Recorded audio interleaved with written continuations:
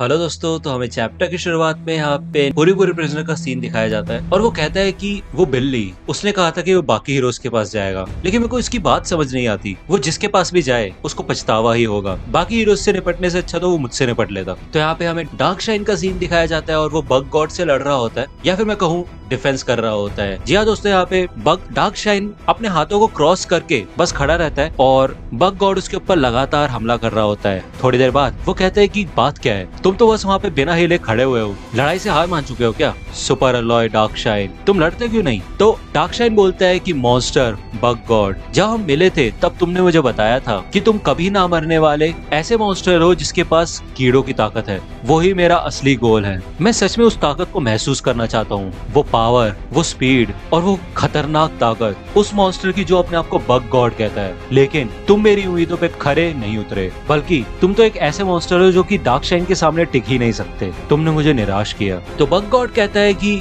ये क्या है, अगर तुम्हें लगता है कि तुम मेरी ताकत का पता लगा सकते हो तो मेरे लिए तुम्हारे पास एक बुरी खबर है। तो डार्क शाइन कहता है कि मेरी बॉडी में बहुत बड़े बड़े मसल्स हैं और मैं तुमसे ज्यादा काबिल हूँ। और मुझे तुम्हें एक और बात बताने दो। कहते हैं कि ऐसे 3 हीरोज हैं जिनको तुम्हें कभी भी गुस्सा नहीं दिलाना चाहिए। पहला मिस्टर किंग, जो कि इस पृथ्वी का सबसे ताकतवर इंसान है। अगर उसको गुस्सा आ जाए तो सिर्फ वो अपने किंग इंजन से ही सारी बुराइयों को तबाह करके रख सकता है। दूसरी टॉर्नेडो, जिसके पास कमाल की साइकिक पावर्स है। अगर उसको गुस्सा आ जाए तो वो तुम्हें मिट्टी में मिला देगी, जिससे कि तुम्हारी लाश भी नहीं मिलेगी। और तीसरा है तुम्हारा काला और चमकीला सुपर एलॉय डार्क शाइन। अगर तुमने मुझे गुस्सा दिलाया तो ये मसल्स तुम्हें छोड़ेंगी नहीं। तो अब मैं तुम्हें बताऊंगा कि मुझे गुस्सा दिलाने का क्या अंजाम होगा। तो यहाँ पे बग गॉड कहता है कि इतने समय से जिस हीरो हंटर को तुम पकड़ने की कोशिश कर रहे हो उसके मुक्कों से मेरा कुछ नहीं बिगड़ा था। मेरी पूरी बॉडी एक लोहे के किले की तरह है और मैं अपनी इस बॉडी से इतनी ताकतवर पंचेस कर सकता हूँ या फिर हमले कर सकता हूँ जिनको झेलना तुम जैसे मैमल्स के बस की है ही नहीं। तुम कह सकते हो कि मेरा पूरा शरीर ही एक हथियार की तरह है और तुम्हारे मसल्स तो सिर्फ दिखावे के लिए है। मैं तुम्हारे मसल्स का कीमा बना के रख सकता हूँ और तुम्हें कीड़ों का खाना बना सकता हूँ। तो यहाँ पे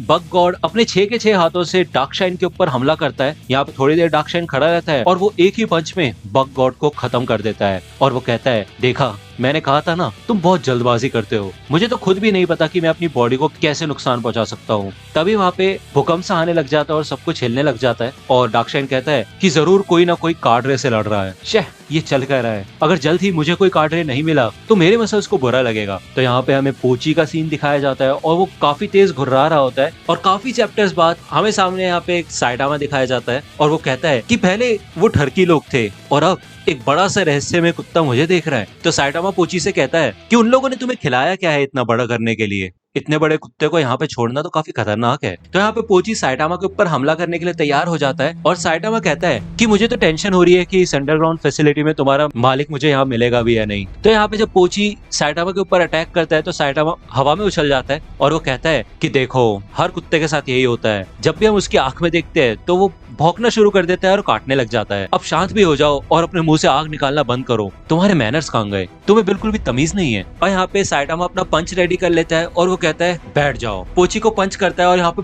बहुत बड़ा एक्सप्लोजन होता है और ये एक्सप्लोजन सीरियसली पूरे मॉन्स्टर एसोसिएशन में हर एक बंदे को पता चलता है।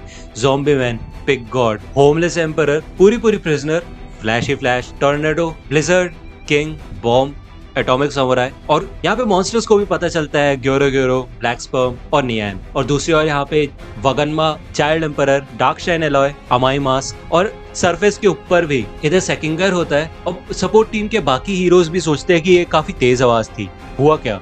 तो सेकिंगर मन में यही सोचता है कि मैं तो बस चाइल्ड एम्पर से ही कांटेक्ट कर सकता हूँ और मुझे बाकी बैटल सिचुएशन का कुछ नहीं पता, क्या कुछ बड़ा होने वाला है। तो यहाँ पे हमें साइटामा का अपार्टमेंट का सीन दिखाया जाता है और यहाँ पे जेनोस गंदे बर्तनों को साफ कर रहा होता है और वो कहता है कि क्या जो मैं सोच रहा हूँ वही है। तो यहाँ पे न्यान एक क्रैक में से साइटामा को देख रहा होता है। वो कहता है, भाई साहब ये बंदा कौन है? इसने रोवर को एक ही मुक्के में हरा दिया, लेकिन उसने मुझे अभी तक नहीं देखा है। अभी नहीं तो कभी नहीं, मैं उसके ऊपर सरप्राइज अटैक करता हूँ। और वो साइटामा के पीछे आके अपना अटैक करता है और कहता है सुपर फेलाइन डिस्ट्रीब्यूशन, और वो बस उसके सर पे कुछ खरोच कर देता है। साइटामा पीछे पलट के देखता है और कहता है पहले कुत्ता और अब एक बिल्ली। तो न्यान कहता है कि मेरे पंजे इसके ऊपर काम ही नहीं किए, ये बुरा है, बहुत बुरा है, ये बंदा तो मुझे खत्म कर देगा, मुझे ऐसे भागना होगा। मियाओ, मॉन्स्टर एसोसिएशन के लिए अपनी जिंदगी थोड़ी ना दांव पे लगा दूंगा। और यहाँ पे साइटामा बस उसे खड़ा होकर देखता रहता है। न्यान कहता है कि बाकी मॉन्स्टर्स उससे निपट लेंगे, लेकिन मैं ये सोच रहा हूँ कि उसको उसको हरा कौन पाएगा। तो यहाँ पे ग्योरो ग्योरो होता है और वो कहता है ये आवाज तो बहुत तेज थी और मुझे रैम्पेजिंग रोवर के भी सिग्नल नहीं मिल रहे हैं, क्या ऐसा हो सकता है? मुझे नहीं लगता। तो यहाँ पे टॉर्नेडो